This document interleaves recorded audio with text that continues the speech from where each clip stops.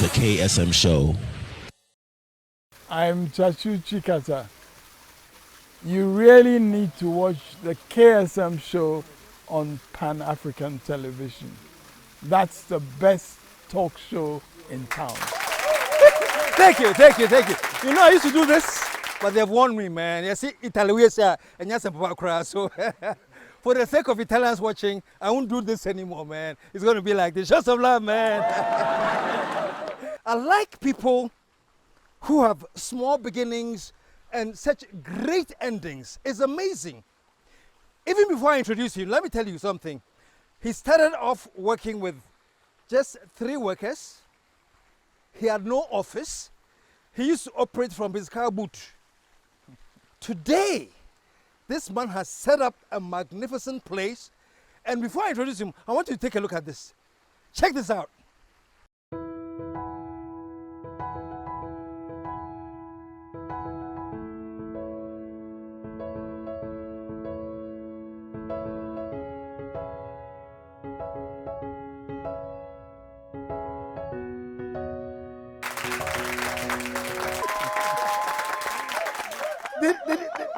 Did you see that? Isn't that beautiful? Well, the man, his name is Kweku Asmah, and he is an electrical engineer and an automation specialist. You wait till he comes here, he will blow your mind with the stuff that he's doing. Put your hands together, show some love for my dear friend, Kweku Asmah. Yes, welcome to the show. Thank you, KSM. It's so good to have you here. Hey, I'm so excited. I'm more excited than you. And you have such a wonderful place. Oh, I'm glad you like it. I'm honored to be here, KSM. I'm glad you're here. And finally, it's my turn. Finally, it's your turn. And very soon to be your turn to come and chill here, man. Yes. So he's in the house. We're going to take a short commercial break. When we come back, stick around, we'll be right back.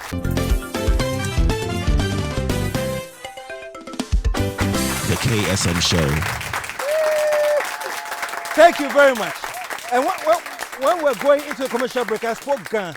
I said when we come back, and my apologies to those of you who don't speak Ghana, simply means that it will blow your mind, man. Because you have a great story. Yes. You have a very, very great story. I don't know whether we have enough time to say all, but let's start. You are an automation specialist. I want to start from there before we start even going back, just to get people to understand who an automation specialist is. You're an electrical engineer and an automation specialist. Yes. When you say an automation specialist, you're talking about that guy who is able to control machines in a production. Machines. Yes. Yeah. In a production setup. So he writes programs, computer programs, put them in what we call industrial computers. He is able to program instruments that are able to measure flow of liquids, measure the level of liquid in a tank, or a heap of solids in a silo, or is able to determine the speed of a pump using a computer. So he writes computer programs, put them in a computer, and get that program to control machines. So if you go to factories around Accra, we have food and beverage industries like the Coca-Colas and the Accra breweries, etc. So give me a typical example of what you do and how that works. For example, let's say Coca-Cola, how does what you do work there? I want to get the sense of the automation. A typical food and beverage company or a bottling company would have a machine that can fill about 800 bottles of product in a minute. So if you take this water bottle, it's probably running on a conveyor system. And all these bottles get into a machine, and a nozzle gets into the machine and sprays water in it. Whilst it's doing that, a system is checking how much has gone in, and at a certain point it cuts it off. And then the cap is introduced, it's snapped on, it spins, and the label is put on, and a printer would print the date, and it does this 800 times in a minute. And so you are talking about a high-speed machine, and humans cannot meet that speed. And so you've got a machine that does that, but this machine has to be programmed. And so it's an automation engineer who understands how a particular sensor will detect that there's a cockroach in the bottle, so it should throw it away. All right? So that sensor detects this cockroach and commands an actuator to push the bottle off the conveyor belt. Otherwise, it will get filled and it will go into the consumer's, territory. So we try to learn about how sensors detect devices and components. We program them so that they interact with the product that is being produced. I see. You So know. as we are just watching the product line going, Yeah. the bottle comes, the water is filled, it goes off, the top comes on, it's Yeah. screwed on, Yeah. it's moved. All of that is the kind of program you write? Yes. I see. Yes, I yes. see. And you do this line by line, and each section of the production line has a particular computer code that executes that. So you have a precise timing, huh? Of course, of course. It has to be well timed, because if it misses it, either the label will crumple or the whole machine will crash the bottle and the production line has to stop. And so everything is synchronized and it runs smoothly, And there are times where the machine itself detects a fault and puts half of the machine on standby for technicians to come and work on them, whilst it slows down automatically. So the machine is intelligent enough to detect that downstream there's a problem. You Therefore, program that intelligence in the machine as well? of course, we put devices all along the production line to the end. And at each point, there are certain expectations that the facility owner or the production manager has. And we as automation engineers must make sure the machines understand what it needs to do so that it gets done. And so if you want to speed up production from, say, 800 bottles per minute to 1,000, there's a computer program that will do that. And if you run out of raw materials, a sensor will detect that, the bulk liquid that you are transferring into the bottles is running low. And so some action needs to be taken. Either a siren blows or a new vessel is introduced into the Fantastic. production Show some line. love, man. And I just wanted to tell us what you do first before we get into the question, because I thought it was quite exciting. Yeah, Because we just see yeah. the bottles going by, not Yeah. just bottles, any factory that we see, Yeah. we just assume, Yeah. not knowing that somebody has sat down to calculate each minute, each second, course, everything. of course, Yeah. of course. Now that we know what you do, let's go back a little. And I know you're an electrical engineer. Yes, You went to KNUST. of course. Did you always have that draw to electronics? No, I mean, as a kid, probably when I was in primary school, 10, 11 years, I was more looking at becoming a lawyer, because I had an uncle who had a fantastic Mercedes-Benz and I wanted to drive in one. So that was what I wanted to do. But along the line, I gained interest in films. So I used to go... Films. So watching films and film production, I was fascinated about the fact that you could see human beings on a large screen. And those days, films came in reels. So I would go to Princess Cinema Hall in Takoradi and help them carry the reels to the operator's room. And you would find that there are cuts and bits and pieces cut down, and we'll pick them. And on those films, you would see the actors in there. I'll take it home and use a small torchlight to throw that on a white screen and gather my friends around to come and watch. So like you're screening Yes. just the images? The images, still images, but I'll tell a story. So that's Amitabh Bachchan and his wife, abandoned him. You make the story I up. will make up the story and people will pay, and so some of the seniors around thought this guy, was quite doing something different. How would he put torchlights together and produce a movie? So along the line, one of my elder brothers bought me a small instrument. And this instrument is what I ended up knowing it as a multimeter. And all it does is to check voltage and current, as we were later taught in school. But this instrument is what I started using to check the voltage on the battery and check whether the bulb has filled or not. So the interest started from there. From that point and on, then when there was this returnees from Nigeria, everybody brought a ghetto blaster. And as they started failing, I started playing with them.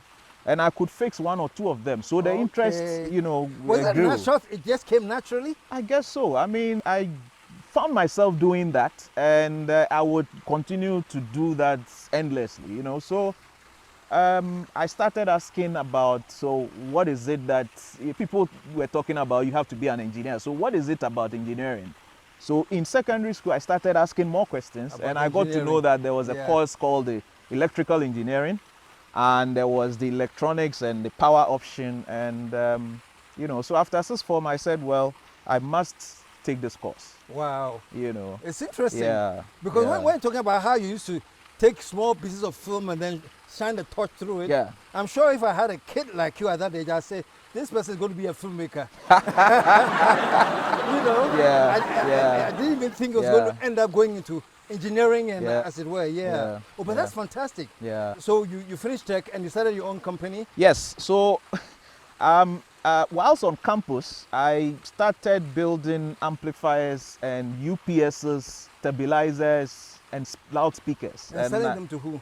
Selling to people. There was actually a guy in Obuasi who was setting up a nightclub and engaged us to build, set the place up, if you like. Wow. Loudspeakers, amplifiers, lighting systems. So we set up the whole nightclub. We also had a lot of students who, when the student loans arrive in and people have money, everybody will be ordering loudspeakers. And I made a lot of money. So I thought that was the area I could, you know, become rich. And so I invested in that, bought all the tools and equipment, used my carpentry skills. Back in GSTS, I offered woodwork and I got grade 1 in woodwork. So I'm actually a good carpenter. So I utilized my carpentry skills to build a lot of loudspeakers. Unfortunately, I wasn't a businessman.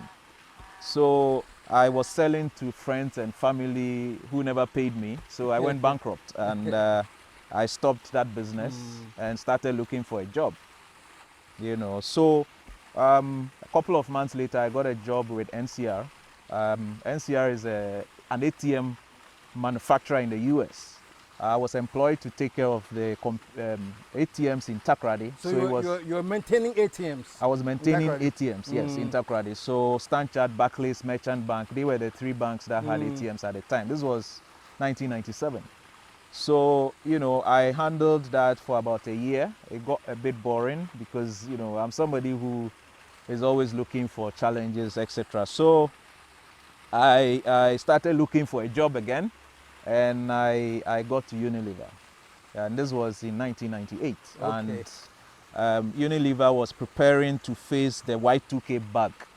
You know, everybody was scared about the year 2000 and Y2K, and there was this bug that everything was going to supposedly... all computers would shut down on the break of the millennium. And so I was employed to look into all the machines and check whether they were compliant, and those that were not compliant would be upgraded, etc. So that was how I got into Unilever. Because I came from the IT background, I was fixing ATMs and computers. So when I got there, KSM, I was amazed at the things I saw. The machines that were producing Key Soap and Royco and Frytol and Pepsodent were all running using computers.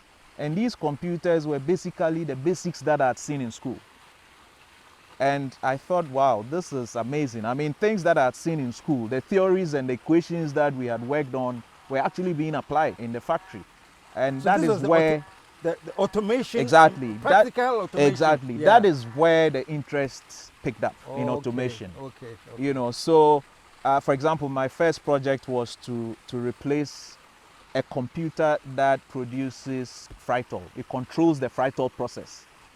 And Frytol oil is cooking oil, right? But it is actually made from palm oil. So the automation engineer has to study and understand how Frytol is made.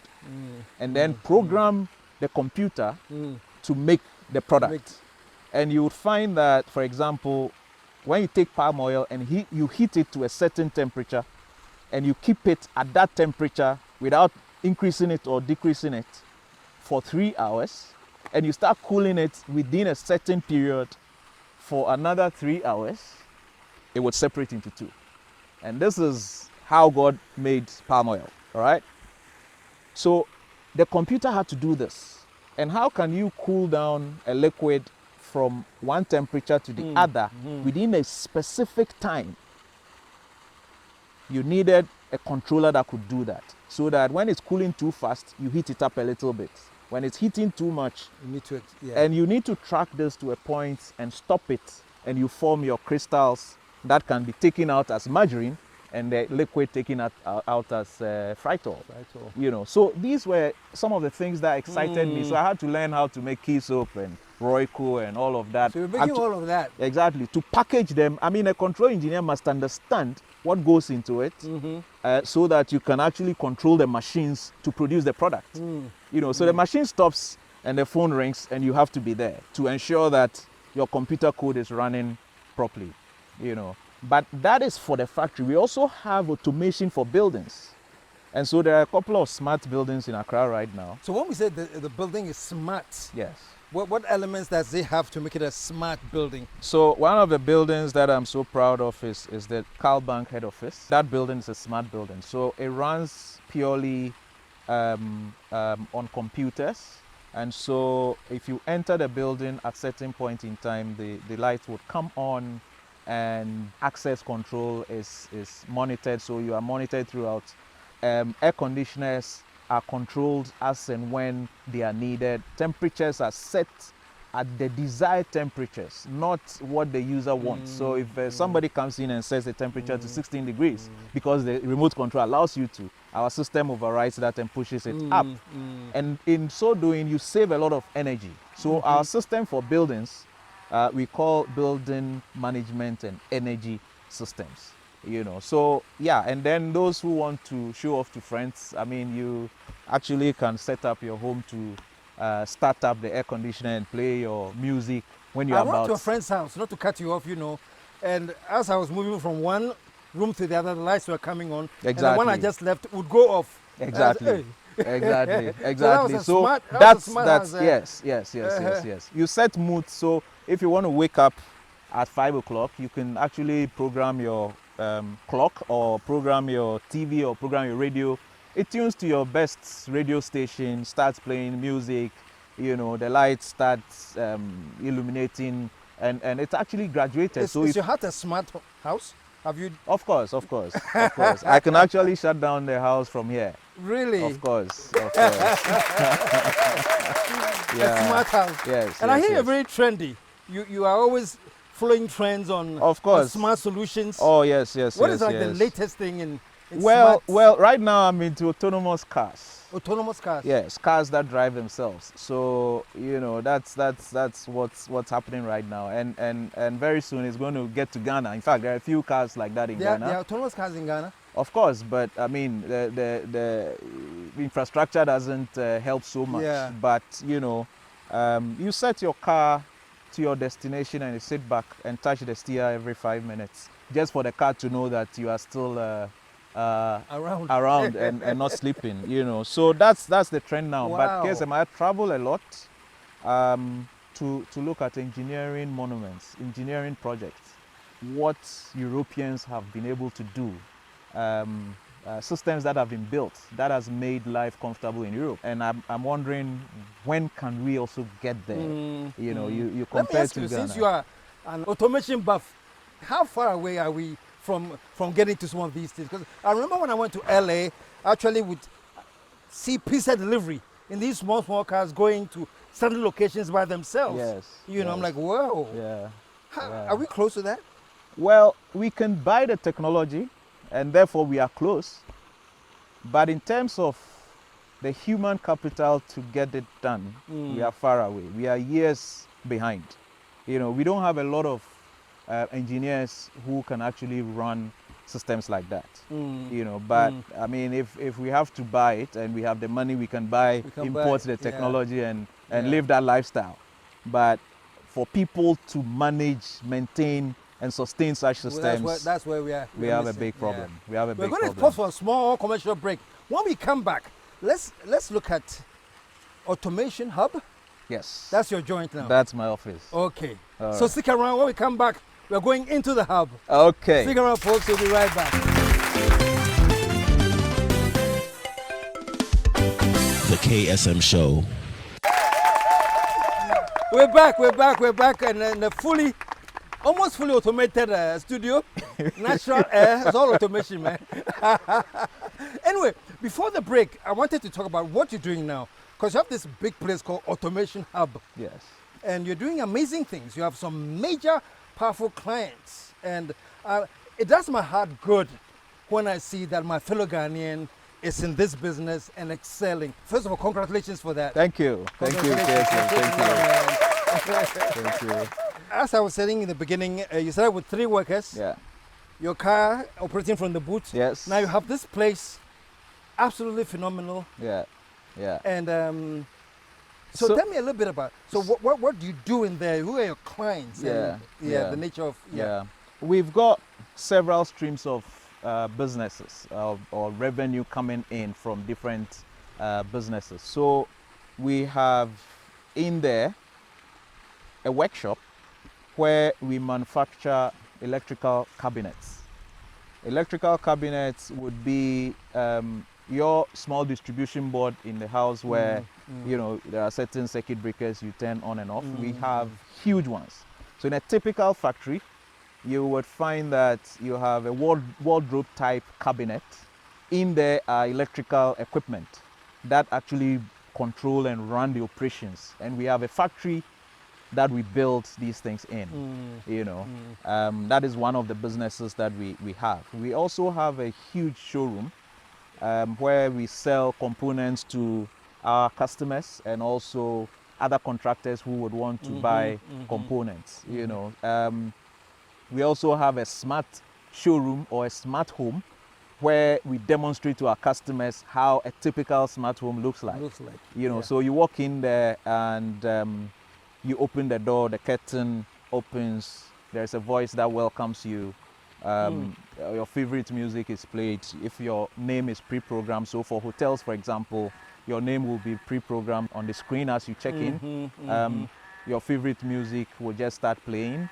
You can actually sectionalize or zone the music and have reggae in one room and gospel in another room within the same building, you know, or playing from your phone. You know, so we have a couple of settings. We also have a calibration place where we actually correct instruments that have gone off. So for example, if you have an instrument that checks the level of fluid in a tank, sometimes it drifts, and drifting basically means that instead of 10 meters height, it will say 10.1, and we are able to bring it back to 10 to ensure that when you are measuring 10, it is 10. If you look at this bottle, the level is up here, and there's an instrument that ensures that the level is always there. You know, so if the instrument starts drifting, you would find that the products from the factory would always have a lower level in there, and it's our job to bring it back on. Bring back up, In the building, we have about 100 employees at any point in time. Some are receiving calls from customers and responding to their queries. Some are designing systems using their computers and printing them out for discussions with our customers. Some would be programming industrial computers to be sent to sites. Some actually monitor our customers' equipment remotely. So we have certain customers who say, look, I have this generator in my hotel. Anytime ECG goes off, I want to be sure that it starts. And so we have a setup where we install a small box on your generator. And then you can talk to it from exactly. So we can actually call you and tell you that generator is running out of fuel, or it sends us an SMS. So on my phone right now, I receive SMSs from customer sites, you know, and we know exactly what's happening. If somebody goes in to steal a battery from a generator, we get an alarm that battery has been disconnected. You know, so things like that. So all of that happens in the Automation Hub. We also have a center for training. So if you're a client and you buy stuff from us, we offer training to you. You come in, you experience the real stuff. It's not all about book work, but the practical training is done. Okay. And I'll add here that Automation Hub is the market leader in automation business in Ghana. Of course. The numero uno. Numero uno. Yeah. Oh, that's fantastic. Yeah. You have done so well, man. Thank you. Thank you. You have done so well. And as I was learning more and more about it, I just find that it's also linked to your upbringing, your childhood. Yes. Your mother and your father were both teachers. Yes. Your yes. mother teaches math. Yes. And make sure you understand. Growing up was exciting and interesting. Mom was a math teacher. She would get you to go collect pebbles and start counting and doing number bases and stuff like that. So, you were always ahead of your class. Made sure that you were scoring grade 1 in your maths and actually science as well, because she once taught chemistry as well. But my dad was an art teacher. Fine art. He was more than a superman. So from greeting cards to tablet envelopes to shoemaking, he taught us almost everything. Oh, he taught you how to make all these? Yes, so I can actually make a play deck sandals. I just buy the leather and cut the template, really, the buckles and the rivets and fix them, and Your will have father taught you that? Yes, and we were actually doing it commercially. So we were selling shoes made by us, by the Asmahs, actually. So myself and my siblings were all making shoes. We had a... Did they have a label? Did they have a brand? Well, no, unfortunately, no.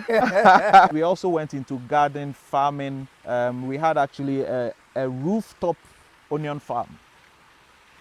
You had an onion farm on top of your roof? Yes.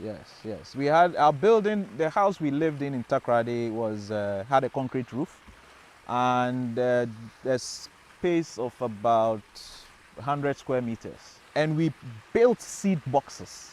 So boxes that we would put black soil in them and put manure in them and buy seeds from the agric department and plant onions and harvest and go and sell to UTC. So at one point we were... It was big enough to harvest, so it was like a commercial... Oh yes, thing? We were supplying UTC with onions. You were UTC with onions? Yes. Built from your rooftop? Yes. Show some love. Yes. Wow. Yes. And then we went into greeting cards, and so Xmas, Valentine season, exam season, so we're making success cards and Valentine cards, and I was a salesman. So on a Saturday I'll wake up at 5 a.m. and start the journey from Takoradi, go to Archbishop Potter Girls, go to Elmina, Archbishop Potter, go to Holy Child School, Ola Training College, Infantiman Selling Girls. Your cards? Yes, so I had sales agents in every school, and I would go to Agri Memorial, National, Wesley Girls, and make sure my agents were accounting for the sales, and then I would go back to Takoradi in the evening. So and you I started did making that. Money quite early? Of course. And one beautiful thing was that our dad was not taking the money. We were made to keep the money and learn how to reinvest and manage our own, funds. So I think you were teaching all these things you can do to make money. Yes. And you make the money and you keep it. We were so independent at some stage that, we were not asking for money from our parents, because he teaches you how to make the money. And he was a member of the Takoradi Sports Club, and his friends were the CEO of that and CEO of that and CEO of that. So he was talking to all these guys and would give us, a Fian Kwanta Hospital would buy tablet envelopes from us because we were able to make tablet envelopes. Wow. So we learned all of that through our dad's ingenuity. That is fantastic, Yeah. Wow. Is that also your style? Also, your kid, you have a 7-year-old. 7-year-old, yes, Manuel. Are you teaching him to make things and keep the Of profits? course. I mean, well, well, he's not into commercial stuff now. Now he's cutting and pasting everything, and anything he gets. If we buy a new toy, the box has to be dismantled and cut into all sorts of shapes and machines. Okay. And he has names for every shape that he creates. Wow. I guess so that's you see yourself coming up, huh? He wants to be an engineer, he tells me. Yeah. Which is very interesting. That leads me to how you got linked up with Seed Transformation Network. Yeah. Because I've featured some people from there now, and they all have the sense of, In 2014, I was, struggling with a business. We had gotten to a point where we had to scale, but, it was quite difficult.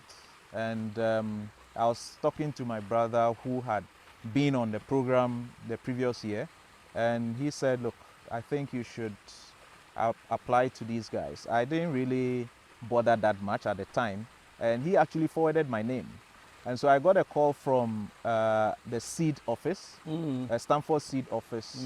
You know, I enrolled in 2014, and after going through the course, they taught me a lot of things. To stop being an engineer, stop fixing things, and be a businessman, for example. You know, leadership training at Stanford was great. So after the program, we actually happened to be invited by the Obama administration at the time to go to California to attend the World Entrepreneurship Summit, which actually took us to places like Google head office and Tesla and co. But at the end of the day, we learned a lot of things. And later on, the network was formed. And the network is made up of CEOs of companies who have been through the program. You know, so yeah, that's the connection there. But it's been a fantastic journey with Stanford Seed. Wow. You know, after the program, you are given a coach. And my first coach, Corinne, was more into operations. And so she came in and helped us set up our systems properly, because, you know, the typical Ghanaian company, we are interested in finishing the job and going for the next one. Yeah, yeah. But managing the entire, you know, the business, managing the customers and all that, we're sort of missing. So Corinne helped that with that. To slow you down, get into the management aspect. Yeah. Exactly. And then she went on break and did not return. So Stanford Seed replaced her with another coach who was a finance person. This time was Constantine. And Constantine got us to fix the finance part and the commercial part of the business, you know. So that's where we took off. Yeah. Fantastic, Yes. man. And you're married? Yes. Who's the one? Yes. So I'm married to Anita. I met her in school, KNUST campus 25 years ago. Oh, it's been from KNUST? Yes. Yeah. yes. So you're not just doing building loudspeakers no, at I KNUST. You had other I interests. was busy looking for Anita and I found her. So we got married after 5 years, and so last year was our 20th anniversary, and just about the time we were ready to What go anniversary? 20th anniversary. 20th? Yes. Oh, yes. really? Just Shout about out, the man. time we were ready to go celebrate, the country was locked down. Oh, So yes. we postponed our 20th anniversary. Yes. Yeah. So Well, you can come to Cactus Creek and of course, I'll tell her about that. Kweku, there are so many up and coming young electrical engineers who love what you're doing and wish one day to be like you. What advice can you give them? They should take their books seriously. Books. And then also develop an interest in software, programming. Because the job that we do requires somebody who has patience and is meticulous and understands logic. So whatever you do must be logical. All right. So it requires precision, and you've got to have a lot of patience, because you can write a computer program and the machine will not work. And you would have to develop and change things until it starts working, and that requires a lot of patience. But it's all about hard work. But the books is so important. In fact, I hear young people talk about the syllabus is a cake and it should be replaced and all of that, but the theories that are taught in school are actually what we use. So there are equations that are used to control how fluid flows and all of that. You would study that in school, but in reality, that is what the principles are, and we use it all the time. So if you don't understand the fundamentals, when there's a fault on the line, on the production line, you will not be able to fix it. You know, so they have to take their studies seriously. Very seriously. And spend time during holidays studying or doing some practical work, you know, in factories, etc., etc. Yeah. As busy as you are in automation, how do you relax? Ooh. I like to drive. Oh, you like driving? Yes, and I like music a lot. Music? Yeah, I listen to reggae music a lot. Reggae? Yes, You have a particular artist that you love? Well, Oh. Grams Morgan, I listen to a lot of reggae artists. Oh, really? Yes, just to relax. But I like to drive a lot. So, going nowhere in particular, but I choose the road that has And less traffic. just hit the road. Yes. Hit the road, Jack. Yes. That helps me de-stress. Yes. Wow. Kweku, it's been a pleasure hanging out with you, man. Thank you. And you've done very, very well. I mean, thank you. the automation hub. Oh, where do you go next? Finally. What's your next big dream after putting up this? We currently don't have any physical office in any of the regions, but we have men in 2 regions. We are in Ahafo and we are in the eastern region as well. So our plan would be to set up another office somewhere in Kumasi. But currently we work for some companies in 4 West African countries. And it's our plan to have, you know, branches in these countries as well. When you come to the automation hub, the building is powered off the grid. It's off the grid. Okay. Yes. I'm going to come solar. visit one of these days. Please come anytime, anytime. Yeah. Yeah. And it's a fully smart building. And you have the place is filled with young people. The average age in my company is 31. Wow. Young Ghanaians doing fantastic things. Doing fantastic, amazing things. Yes. Competing. Oh yes. With the yes. on the world stage. Of our competitors are foreign companies. I mean, there are tenders that we go in, and we are the only Ghanaian company. Yes. Wow.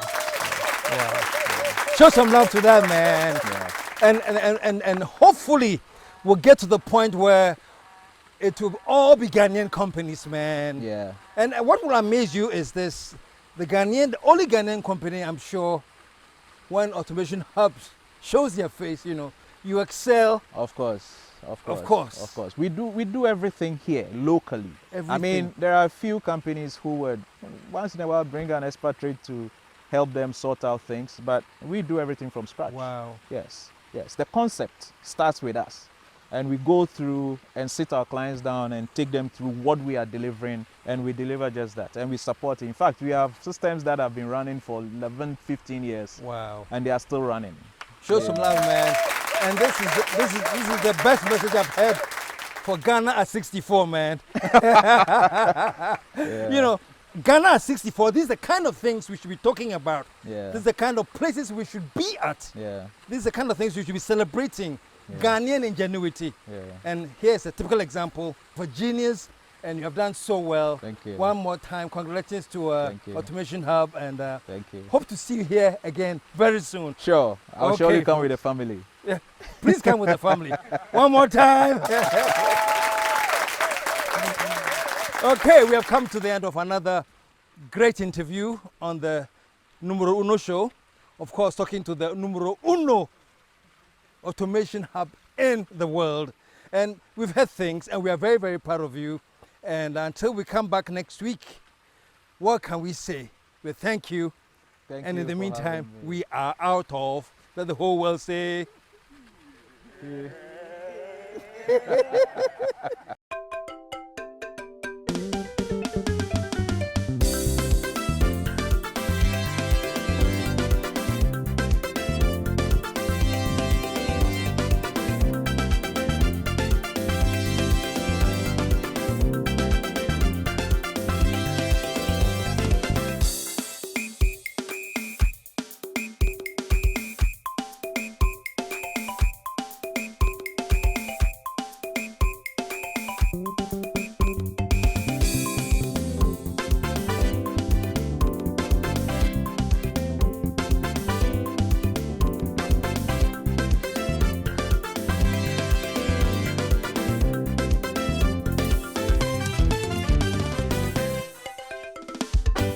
The KSM Show.